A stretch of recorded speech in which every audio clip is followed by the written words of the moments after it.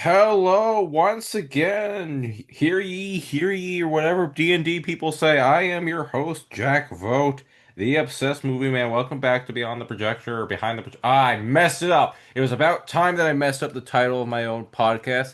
Damn it.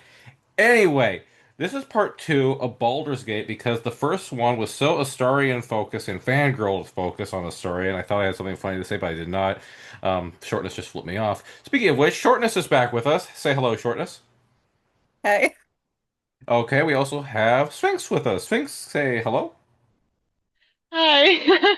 And we have Astarian himself, Billy, because last you guys remembered, Billy was in cosplay as Astarian. Billy, say hello. Oh, hello, darlings. There we go. I mean, Astarian, say hello. There we go. And it's me, Jack Vogt. We are going to be continuing this Baldur's Gate podcast with major villains. Last thing we talked about was companions and some idiot, I think his name was Mustarian, I don't know. Um, we're going to be talking about the major villains now, and I want to ask who wants to start first and with what villain you're interested in. I see Shortness okay. She's saying no. She's saying no. Who wants to go first with the villains? You want to go with Billy? Because I'm being told Billy. No, Shortness is totally not telling me to go with Billy. Billy, let's start with you. We're gonna go with the major villains. I don't know how many there are, because again, for those who are watching, I haven't played the game. I'm gonna shut up now. Billy, talk about the major villains. I only said Billy because it goes in order. Alphabetical order? No. Okay. Billy, talk about the villains, please. Okay. Oh, I see. Sorry, I mixed it up. I thought I got the one with the black coat, not the first one. I'm actually happy to talk about this guy. Ah, J.K. Simmons did him proud. Oh, J.K. Simmons voices a character in this game. Yes, this game has a lot of great voice actors, and the first baddie you come across is known as General Ketherick Thorne, voiced by J.K. Simmons, and he nails this role. He is absolutely badass in this. Is he The first time you see General Ketherick Thorne is in Moonrise Towers. Now, of course, the interaction goes different slightly if you save Minthara or not. This playthrough, I had to do a replay-through because an update screwed over my previous playthrough, but I will be saving Minthara. He speaks to you, true soul, decide her fate, because the goblins here and her are clearly incapable. If you say, you can still say to save her, spare her, the goblins are trash, which is what I'm going to say. He will still have her ordered to be essentially lobotomized. She's taken down to the prison cells, and then he leaves. But before he does, he says, kill the goblins. One of them is not infected, so they can't be controlled by his right hand, Zrel, and half orc. Wizard, I guess. I don't know the class specifically that she is, but Kind of like sorry to interrupt. So kind of like Tolkien, goblins and orcs are a little bit different, kind of, or is it? oh, they're very. How you're introduced to how powerful Ketherick Thorm is? This goblin grabs one of the halberds, launches it at Ketherick. It skewers him in the chest. You think, oh well, that was easy, problem solved. No, he gets up, stands. He stands up, still with the halberd in his chest, pulls it out, walks over to the goblin, drops it right in front of her, and says, "Try again." She picks it up and gets him right in the neck. He then grabs it, rips it out, and you hear the bone, the sinew, everything just knitting back together as his head recorrects itself. And he throws away the weapon and just crushes the goblin with his bare fists. It's like, that is how you introduce a tank of a villain. I Just, genuinely, like out loud verbally, the first time I saw that scene went, well, how am I supposed to defeat this guy? Oh, What do I do here? I out loud said, "Oh shit, Taki mushrooms." Oh, I you can say that? I Yeah. saw when I first saw this scene, thought, "Oh, that is impressive." But I know there's a way to take you down, but that was a good display of power. That is how you display a villain's power. Yeah, and it just got better and better. And Yeah. sorry, not to like just jump in right now, but finding out his story, like backstory wise, throughout the Cursed Shadowlands really made me go from being like, oh, this guy doesn't matter, whatever, just defeat him and move on, to being like, oh, I kind of feel bad that I have to do this. I'm Yes. sorry. Like nothing personal at this point, but Yeah. kind of a lot of personal stuff. Yeah. Which is interesting because the three big villains each are a different type of character. They have their own backstory, but you for Ketherick, he's tragic, and for the I'll let Sphinx and Shortness describe their villains that they were selected. But Ketherick is a good tragic character who doesn't get a redemption because you have to destroy him. He is just someone who has lost all hope because of his backstory. To put it non-spoiler, he lost his family way back, and no gods would answer his prayers except for the dark god known as Merkel, giving him the power of dark necromancy. He was able to only bring back his daughter, but it didn't go according to what he thought it would, and he's just been in a mired depression ever since, and the land has been cursed because first he was with Selune, abandoned her because he lost his family, went with Shar. Yes, he is linked to the Sharans. And then he abandoned her for Merkel, which caused this whole curse to be ripping into the Moonrise Towers, this place known as the Shadowland. Ketherick is a badass tank with incredible, beautiful armor, a pretty decent weapon, and the most intimidating boss fight I have ever had, especially on the first playthrough, because he has a two-stage boss fight. I will admit, even when I was just with four-player and then with the mod where I can increase my party, fighting him is like, yeah, you're tough, but it's still manageable. And then the second stage kicks in, where his god brings in the avatar of Merkel, and that introduction to his avatar is with the monologue of what Merkel is was like, okay, that is incredible. And even some of the companions say, okay, that's cool, but it's scary. That's going to try and kill us. Literally internal screaming. Like, you mean just to clarify, the game player has eternal screaming and not, Oh, I feel both because if you're like me, you actually roleplay as your character and you're like, oh, we're good. It's fine. I understand. I just got completely confused what you meant by eternal screaming for some reason. Especially when you're on honor mode and if you go down, your game goes down with you. It's so scary. Oh my It's God. really scary. Yep. Yeah, it is probably one of the most brutal fights out of any other in the big final three bosses. And And I will mention this about Thorm. Because of the shadow, he's the reason the shadow curse is there in these lands. And something that's really interesting is you can come across other Thorm family members, and they are also brutally cursed. There is the bartender, there is the toll keeper, and then there is the doctor. Each one of them is a oh, okay, yeah. I just wanted to hear who is that again? The Ketherick Thorm's family. oh, gotcha, gotcha. Okay, I just couldn't hear Yeah, for. they're like mini bosses essentially. There are ways to avoid combat because I would say the bartender has 200 health points. This guy hits like a truck. But there is clever ways to circumvent this by dialogue and successful rolls. And if you succeed, you get some pretty cool loot. For example, if you succeed against the tollkeeper, you get a bunch of gold. I mean, a bunch of gold. However, I'm not sure if anyone else knew this.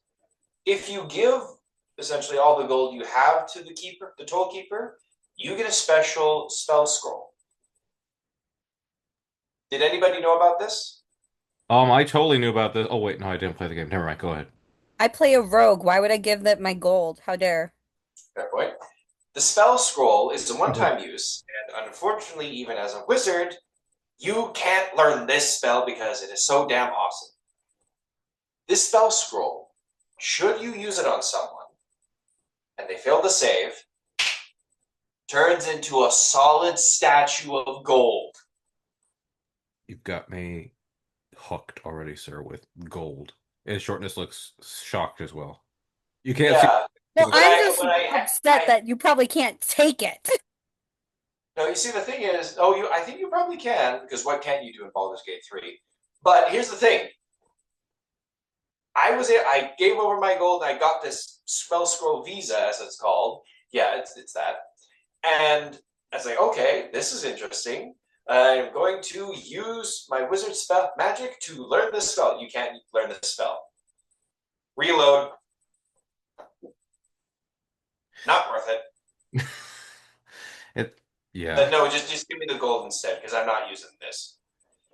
But side note, side tangent with these intricate bosses are amazing and creepy as hell. This entire land just emanates death, decay, darkness, and even Shar's presence is felt throughout this land. Like right when you go into the land that was cursed by Ketheric Thorn, Shadowheart is the only one unaffected by it because of her connection with Shar. That is how deep this game goes.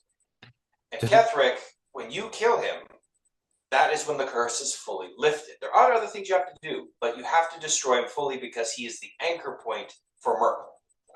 Now I must ask, does it ever get confusing with all the lore and mythology? Like, do you ever have to go back to notes or guides just to keep up with everything that's going on since the game is so huge? Nope. For If you me play it enough, no. personally, no. Yeah. If you I play mean, it I've enough, always no. been such a lore person, so I think the first couple of times I played it, I just kind of kept looking for new stuff and eventually just became second knowledge. That makes I read the books. Like literally in game, you can read the You books and can they do read them, and they're contain so information. fun.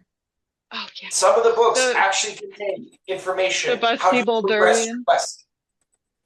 that's incredible. Sorry, I interrupted someone. I wasn't looking. No, you're good. I was gonna say the Book of Eels. The Oh, It's a great read. Book of Eels. It's literally like a little one-off, but there's so much put into it, and it's like even the silly little things are like it's just so detailed. Question. oh my gosh. Honorable mention, even though it's not a book or anything. Have you guys seen the cloak of reverse rainfall that makes you just a little damp? That's all it does. No, but I came across the broken wand of fireballs. I Oh, like I like that reading one's fun. I like reading the book that you find inside the tavern that you meet. Oh, I know what you're It's, talking, the yeah, band list. Yeah. it's my favorite little favorite little banned book. Yep. I give it back to him. I'm like, here you go. You're Wait, famous. You're famous. Look at You're famous. there's a note That's within like the you. banned people in there that says pale elf and makes like rude comments and it's like To the barkeep. I wonder who that Like is. a oh pompous right, that's that. porcupine or something. Yeah. Right, I forget where you find that one. It's in It's the I think it's on tavern. it's in the tavern. I think it's on the second floor. Yeah, second floor on the shelf with the wraparound like bar to lead to the balcony. Yeah. Oh, it's in the Right there. shadow bar. Yeah. And Yeah. it's just so funny. Because it's like It's so Yeah, as soon good. there's as I, no as name, soon but as it's I like saw the line, I only know You one know. pale elf. as soon as I saw that Yeah. line, I looked to my party. I looked to my party. You're in this one. Oh yes, the one pale elf, Dobby. I But will anyway, say, that's I know I know it's kind of like something that is me just being spoiled because there's all the Astarian content in the world. Why didn't he talk about being in that area before that area became cursed? Because that note had to have been before, right? Oh, I mean, I don't think we talked about how old he is. Yeah, we definitely didn't. I mean, It's And it's what not he's makes what spoilers. makes him 200. I what know that he's like 200 years. Yeah. yeah. But 230, I that's think. honestly all I can say about Ketherick without getting into spoilers. Oh, So So right. We went off topic. I was just We realizing definitely that did. we made it back to a Oops. story. You made it back to a story, and so Okay, Oh, we only shoot. did that because somebody had to talk about the family. Oh, All roads lead to Astarion. mhm. I don't know why I So don't even who know. goes next? Yeah, you guys saying there's three villains in total you guys wanted to talk about, or yes. okay, That's a Hmm. great The main question. three. all right. So Sphinx, who And would look you at like? this. We have three people to talk about, the three villains. Sphinx. Technically four. Technically four. I can't help you. But There's yeah. the Me and fourth Sphinx person in had the this universe. conversation. The Yes, Got we next two did. kind of play into the fourth one. So who's doing the second Yeah. villain? Who's doing the second villain? Sphinx. I feel like I feel like Gort I feel like I should next. Okay. Who's the Yeah, second I villain? agree. Mm-hmm. What's the second villain? Shortness. So the next one we have is kind of the most under out of all three of them when you first see them. He's kind of the most underwhelming of the three, even though he's voiced by Jason Isaacs. So just And that is Gortash. I like the name. Lord Wait. Enver Gortash. Thank you very Oh much. wow, I'm so He was sorry. not always Lord Enver Gortash. So his backstory is you can meet his parents in the lower city it. of Baldur's Gate. Oh, this is so sudden. And Oh my gosh. if you talk to them, eventually you will learn that he was a needy, difficult child, and they had money issues because they were very poor. And circumstances kind of led them to selling their child, As you do when you're poor. as you do, to a warlock, who may or may not be, a devil in disguise, that you just happen to meet, and Oh my God, sorry to interrupt. Is this Labyrinth? kind Like of. Wait. Oh, the are you selling your parallels. child to David Bowie? I know it's not a brother or something, but go ahead. Sorry, I had to make that joke. The devil, Um, this devil wishes he was as charming as David Bowie. oh my gosh, so much about him. We'll get to him later. Is it the devil? It is the devil we know. It is Oh, Raphael. I love him. Um, Now, he He's so camp. He's so he camp. so Gortash as a child gets essentially sold to Raphael, like is sent to the House of Hope where he works as a servant, lives in the dungeon, and if you talk to the person who kind of maintains like that portal room, he used to be the dungeon master who would constantly beat, torture, and abuse Gortash. Mind you, this was still a child. So sad. Oh, this So game not must the get best upbringing, your not at parents all. call you needy, can't properly care for you, and then sell you off into essentially slavehood with a devil. So this went from Labyrinth This is Gortash. this is now Conan the Barbarian. You now without a family and you're being sold into slavery. Exactly. You're Arnold. Eventually he escapes the House of Hope, which not many people do. And he kind of makes his way up in the world. He's like fairly quickly. Despite his hardships, he is very charming. And it's almost like, did he learn his charm and way of manipulation from Raphael? Because Raphael, if when you meet him, he's very charismatic. Even though you can tell, like, oh, I don't know whether to trust this person or not. You're kind of like, oh, okay, I'll hear you out for a minute. That's fine. Gortash knows how to manipulate the system. He rises very highly in the black market, and eventually gains the skills to become a politician. The worst type of monster. Right? I was gonna say, like, despite the fact that he is like the most unassuming, he's also the scariest. It's almost he's like the scariest personally because he's so human, because he's someone you could know in real life, because he's essentially a classic narcissist. So, sorry to interrupt.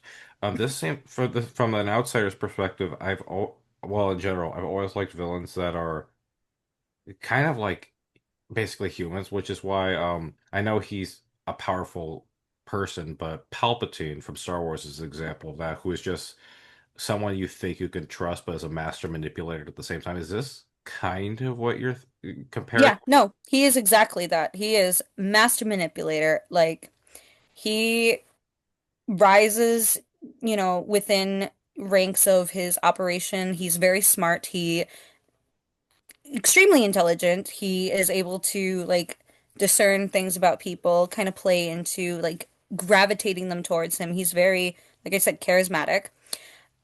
Almost to the point where this also leads into kind of the connection with one of your companions is he used to have a bodyguard, and that bodyguard was Karlach. And Karlach thought they were besties, like because he essentially like he cared very much for her, but only in the way of how she could protect him and her power.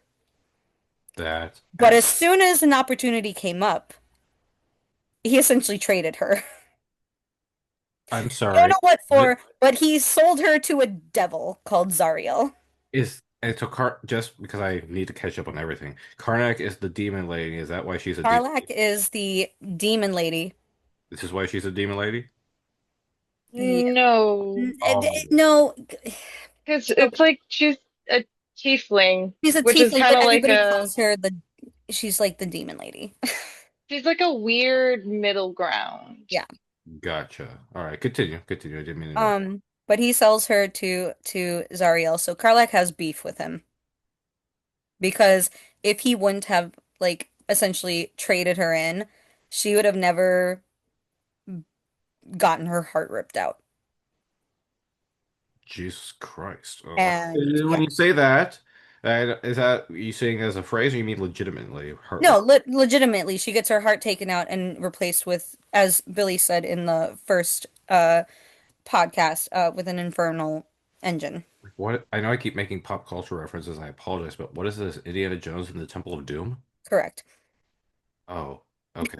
I'll try my best to stop with references that are outside. No, you're good. You're It's just good. this is I'm grasping at straws on my end. So But during this rise of power, he gets like to be the favorite of another god within the pantheon of gods. And that god is Bane, who is like the god of tyranny and I'm the god of tyranny. Sorry, I saw an opportunity, I took it. and he lives up to that totally. But the thing is like, what's more scary, knowing that a tyrant is a tyrant, or being so well liked that you have no idea you're being played by a tyrant? I'd honestly go with, I think the latter because I'm again, I think there's something scary, really scary about that. That's exactly what he is. But Like, you go around throughout all of Baldur's Gate, and anybody throughout the lower city talks about they either love them or they hate him. And most of the people are like, "Oh my gosh, yeah, Gortash, he's amazing. Look at him. Look at him doing so much for the city. You got the steel watch. Great. Love that." you must love a character called Gortash. He's so trustworthy. Nothing suspicious about him with that name. I mean, they put him as the Archduke of Gate. They love him.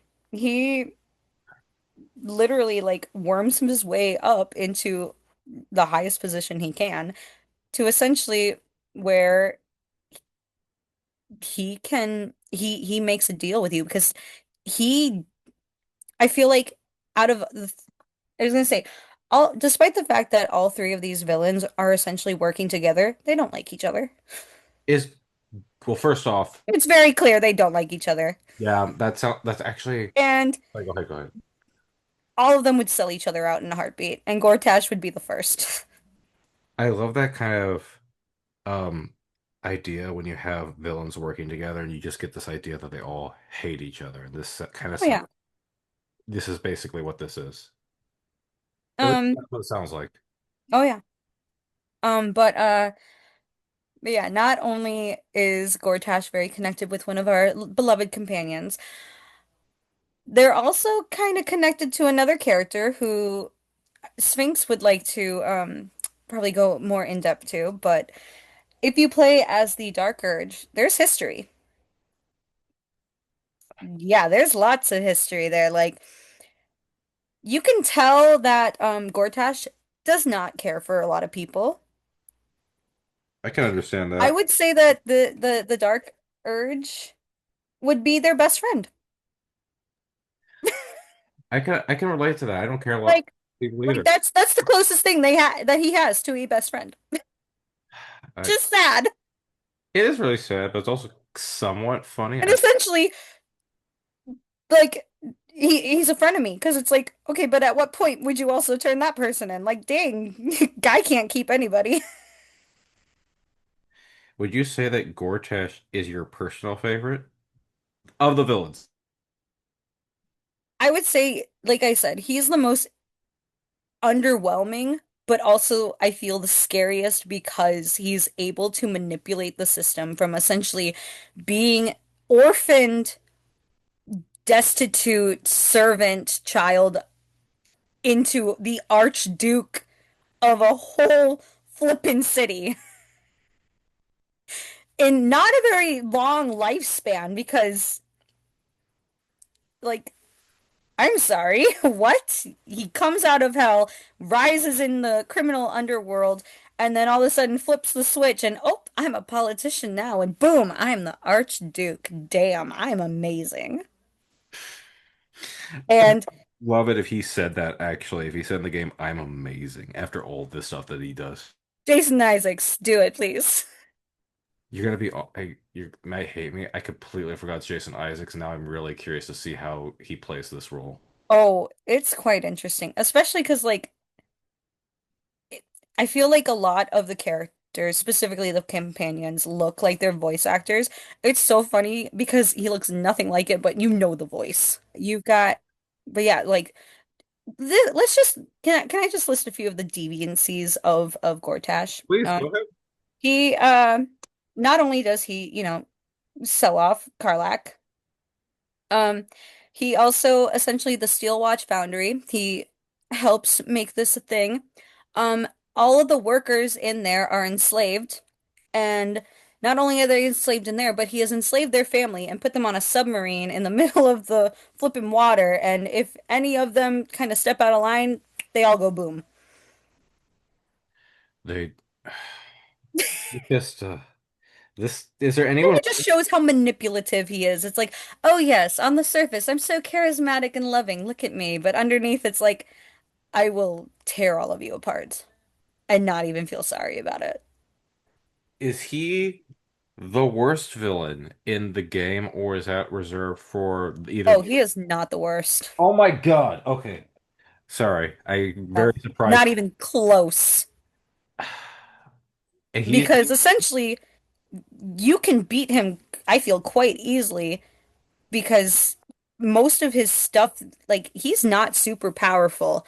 And most of his power comes from the fact that he is just a really good, intelligent person, an inventor, that he is able to manipulate a bunch of people to fight in his name and rig up traps that kind of stop you.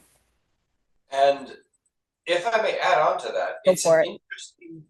it's a very interesting play here as you see Ketherick, who relies on himself, a charismatic general and fighter. He was a tough fight, not just to the Avatar, but he himself was a tough fight. Mhm. He would hit hard. Hmm. But Ketherick, where he was a great fighter, Gortash is just a politician outside Yeah. of his control. If he's outside the system, like he's not a magic user, he's very No. impotent in combat. When nobody, and that's a nice parallel. Hmm. Ketherick is a general and a warfighter. Gortash is a tyrant. Hmm. But when a tyrant no longer has his machinations, his support network, or when people are no longer afraid of a tyrant, they're powerless. That's why it's so compelling because it's like you are literally just a man. He is, yeah, Oh. he's literally absolutely pathetic, especially if you side with him. And we'll go into the spoiler bit for this little ending. If you side with him and try to fight the Elder Brain with him, oh, but he is very impotent. That's why I feel like again, he's very underwhelming, but he's also very interesting because you would see that this is someone that you would meet in real life. I think at some point everyone here has probably met someone like this, whether it be Correct. older or younger, even younger, would dare say. But But yeah, this kind of ties in well with Sphinx and the villain and kind of extra that happens. is this now I'm just curious because I love spoilers and I'm just massively curious right now. Is this the most diabolical villain that Sphinx is about to reveal? Like, does it go in order from least? Or I'm just curious, is this the most diabolical villain? Was it Billy's? Was it Shortness's? I'm curious. Or is that a spoiler? She's a wild card. Definitely. Sphinx, go ahead. Explain who this villain is. Who is Bachelor number three? Okay, so I guess we really have to dive into spoiler territory with this one and how it interweaves with the Dark Urge. Spoiler warning. All right, go ahead. Okay, so Orin is, I don't really know how much of her backstory I can truly get into, but her upbringing wasn't amazing. But she's a ball spawn and she serves ball. And If you how do want, I sorry to interrupt. If this is too spoilery, are you able to give the basics and you want to save it for spoilery, or would you like to go over it all now? Up to you. No, I think I can go over it. It's just I feel like there's not like a lot to her backstory. Like she had a really dark backstory as well. Like her mom treated her very harshly. Her grandfather, like she was always chasing approval from Ball and like her grandfather and everything. I think she was the youngest blood assassin or Ball assassin ever or something like that. And she became Ball's chosen one, so she was able to wield the nether stones and all of that. But this is where it gets a little different depending on where you play Dark Urge versus non-Dark Urge, where if you play as the Dark Urge, you are Ball's chosen, and she basically is the one that put the tadpole in you and removed your memories so you didn't remember that, and she took your place. So the entire time you're going from Act 1 to Act 3, you have a butler that Ball sent to like kind of guide you back to being the chosen one for Ball. So you kind of slowly take her powers away as you play. So it teeters back and forth on whether or not you kind of are gonna have a hard time or not. And just to ask, Ball is the titular Baldur's Gate title. Is Ball what they're referencing in the title Baldur's Gate, or is that something else that I'm missing? No, Boulder, correct me if I'm wrong, but Boulder is his own guy and he like built the city and Baldur's everything. Gate is named after Balduron, the creator of That's Baldur. it. Thank you. Okay, I think I understand. So Sorry for the interruption. Ball is like, Ball is a completely oh no, different you're person. good. Yeah, he's like a god. He's one of the like how Ketherick has Merkel and Gortash has Bane. There's Orin has Ball. But so another big reason why Gore, Tash, and the Dark Urge have a really deep connection, and they were incredibly close, they actually created the entire plan themselves. Like, Yeah. your character is the one that was supposed to be in Orin's place and running the whole thing. You and Gortash break back into Avernus to get the crown of Chronosis and everything to put on the brain, and it's like the whole shablamo of the game happened because basically the Dark Urge and Gortash got together. So when Orin kind of like scrambles your brain and puts a tadpole in there and shoves you away and takes your place, it really like that's kind of where all the tension really starts to come from because Gortash does not trust Orin at all because she's a shapeshifter as well. So you really don't know if she's like who she says she is or anything. Like even in the game when you really first meet her, if you don't meet her outside of Baldur's Gate, she'll come into your camp and pretend to be one of your companions and actually kidnap them. And that's the whole reason why she's like, come get them back. Like, you want to face me, you want my stone, come get them. And she really is very bloodthirsty. Like, she does not mess around. And so, if she takes one of your companions, does that mean you have to go have a quest to go get them back, or is that the end of that game? Yes, you do. I literally lost Yeah, Lae'zel for a good chunk of Act 3.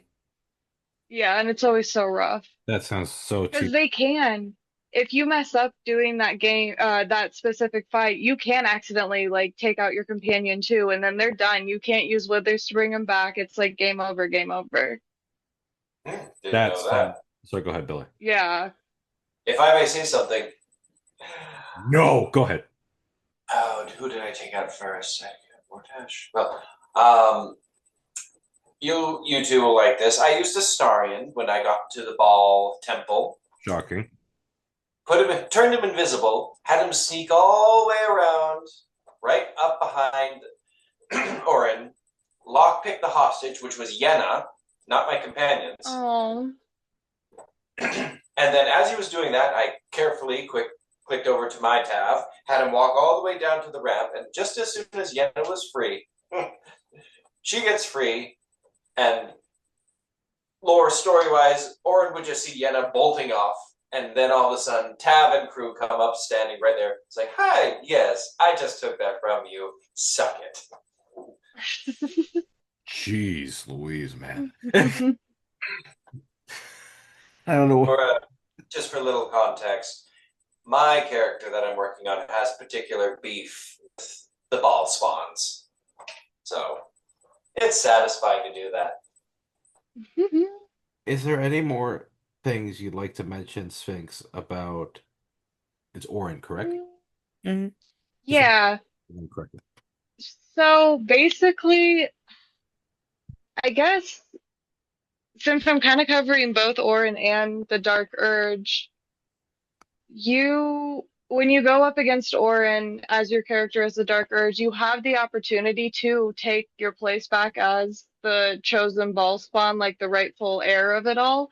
And you can, in theory, finish the plan. Like you can go through with it. So it really opens up like a whole bunch of things for just however you want to play the game and potentially really mess it up like I did my last one. Oops. Oh my God. So between Billy gave a thumbs up. So between Billy with his technical issues and you, um, what you just said, you royally messed it up, I believe is what you said. Is this Yep. a game that you have to start over quite a few times for? Or Well, I or mean, you it's guys have not started like, over? oh, sorry. It's not like there's like saves and stuff, but I always play something called honor mode, which is one save the whole way through. So kind of like it kind of makes it more you have one shot and one shot alone. Because I was always the worst at like save spamming when I first started playing, so I kind of forced myself to do honor mode now. It's it sounds like this is a game you have to be very careful with it. Maybe even a little you have to plan out in advance, maybe, or not really. Oh yeah, I mean, I do that. I do that. You can split. You can disconnect the party because when you all link them together, they travel with your tab or whatever character you're choosing. But if you separate them, you disconnect them, then you can strategically position them around the battlefield. It's great. So it's like a nice game of chess in a way. Uh, kind of. And so Dice oh, sorry, go ahead, go ahead. with dice rolls. As I say, Do we want to move on to some honorable mentions I of would, I would, some sorry. villain Yes, I'd actually like to hear. These are like not as these are not as big, I assume, as the. as the main three? Gotcha, gotcha. So let's start with honorable mentions. I forgot who started with the major villains. So Billy, you want to start yeah, Billy, you your haven't talked. first? You should go because we could go around in a pattern. So Billy, go with the honorable mention. Your honorable mention. Okay, so villains for honorable mentions, memorable villains, I should say. Hmm. To keep it short and simple, I will mention Auntie Ethel. Auntie Ethel. You This took sounds mine. like a Cockney type of villain. I'm surprised you didn't take the one I wanted to do. Please explain. Auntie Ethel, for quick context, because we gotta I get think through I know this. what you're saying. Auntie Ethel is a hag, a green hag, and she is a pain to deal with. Oh my But God. there are ways to circumvent this. Yeah, but she is so well done and such a sadistic, wicked character. She's essentially like Jack. Think of it this way: she is like the witch, the Grand High Witch from the Angelica Houston, The Witches. Yes. Terrifying already. I remember that too well. Great. Except she looks worse. Thanks for the memories and thanks for me being more repulsed by you saying it's worse. Go ahead. You're very, you're very welcome. Ugh, go ahead. Shortness, take it away. Oh, I've got one that has that beat. It's the worst type of person you can deal with, a theater kid. Hey, no, go ahead. That's true. Raphael, who literally writes out stories and practices his little rhymes that he's going to tell your characters as you walk up towards him. It's great. He is the devil who is in control of the House of Hope. And he literally, during his boss battle, has a beautiful song I love that song. I have no that plays during your battle, and he's essentially singing it to you while you are Yeah. fighting. a. And I Which is really why like the he is the touch. total theater kid. Yeah. And I love the touches as you knock out his like cronies, they start dropping out of the song too, because it's Oh my like gosh, he's it's forcing them to go along with it. yeah, like sing for me, children. Wait a minute. It's like we're doing this right. A theater kid where his cronies sing. Is this Robin Hood from Shrek? Oh, Oh, it kind yes, of is actually. kind Oh, of is. Also, there's a great interaction that you can have with one of his little demons that you can bring up during the fight.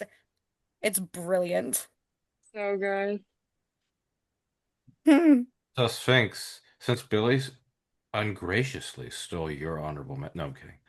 Um, Sphinx, do you have a runner-up for honorable mention? I could do something, but it's like so like cheesy and corny, but I kind of don't want to miss the opportunity. Do I'm it. gonna my honorable mention would have to be Ascended Astarion. Wait, who is this? Ascended Astarion. You can ascend Astarion and he becomes this great vampire lord and he has this deal with Mephistopheles and all of this stuff and he's super powerful and he becomes a complete tool I after. thought you were gonna And he say Cazador. Damn. Yep, nope, Ascended Astarion. I love me my Ascended Astarion, but I swear to God, sometimes I'm like, you need to shut up. You need to, child, go sit in the corner. Think about what Yeah. you've done. So That's when a he's always like, he'll be like always. There's moments where you're like doing stuff, and he's like, "This city will be mine. I mean ours. Sorry." And it's like, mm-hmm. What happened to my soft boy? Bring back my soft boy. He's He's I'm gone. ascending Star in this playthrough, you two. I am ascending him. I'm ascending him. I'm scared. I'm I not. will say he does call you little love after, and that I will always ascend him so I can hear that every single time. It's fine. Isn't that Okay, gonna, that makes up for it. It's is fine. Or that oh, gonna be, it does. that gonna be your ringtone, Sphinx? Stop it. Honestly, I can hear it that's an already. option. There you go. Oh yeah, All you do is just take the sound bite, and there you go.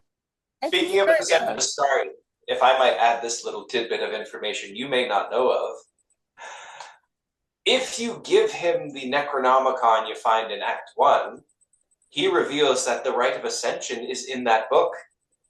Hmm. And guess who's reading that book? Not Astarion. Oh Me. my gosh, I always have to give it to him so I can I get give the it to him. approval. It's so funny for him to Yeah. be frustrated. Oh yeah. I did Oh, see does that. he get frustrated with it? Oh, he gets so frustrated. He's like, "No, stop!" Ah, closes it. Hello. If you give Astarion the essentially it looks like the Necronomicon. It is a book of dark necromancy, and he opens it. There are cutscenes of him trying to read it, frustrated because it's saying, "No, you don't have the power to read this. Screw off." Again, there are just so many little things that, and this is going into voice actor, just so many little things that Neil Newbon does that it's brilliant. I think we've gone for a very long time on just the villain section. In fact, that just that one. So I think if it's all right with you, Are we doing a part three? we're doing a part three because gameplay Yes! has the most subsections in our little guide. So Let's do it! we're doing a part three. I have no idea what the order these podcasts are going to be. I might have to split all, like maybe a Baldur's Gate, something in the middle, Baldur's Gate, something in the middle, and surprise, Baldur's Gate. So we'll see, or I'll just drop all three in a row, or just drop all three all together. Who Right. knows? We'll find out. So, We'll be back. wait, We'll what? be right See you back. soon. Wait, what? Hold on. Before you say see you soon, hold on. Hold the phone. What did you say, Sean? I said we'll be back. Oh, gotcha. Oh, I now ruined the joke that you guys are saying. Bye.